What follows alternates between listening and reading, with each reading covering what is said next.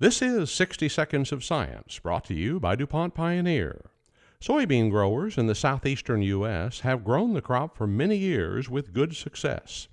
Dan Poston is a DuPont Pioneer research manager responsible for 13 southeastern states, stretching from Florida to Louisiana, to the Boot Heel of Missouri, and then east to Virginia.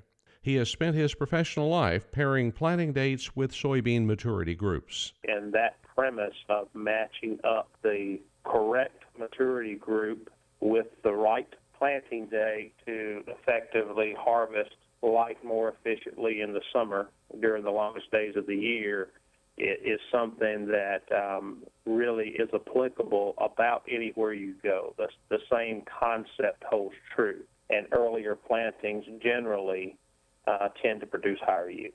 Day length is probably more important than the temperature part of things. Of course, you've got to have base temperatures that will allow you to germinate seed, but it's really about the day length that the plant is exposed to from the time it comes up to the time it reaches reproductive growth, and you want that key reproductive growth to occur, or pod set to occur, really in the 2 to 3 weeks leading up to the longest day of the year. Dan offers an example of matching planting with latitude.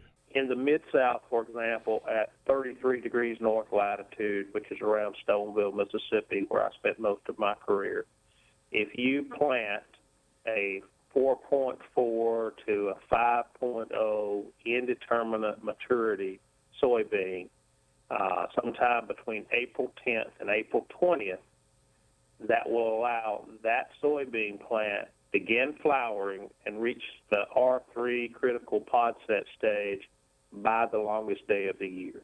With extensive research to back it up, soybean growers across the southeast can position their acres to reach the highest yield and maturing before the hot summer environment can overwhelm the crop. Poston says growers should harvest these early soybeans promptly to avoid damage at midsummer. Check our other podcast on early planting of soybeans in the Midwest. This has been 60 Seconds of Science, brought to you by DuPont Pioneer.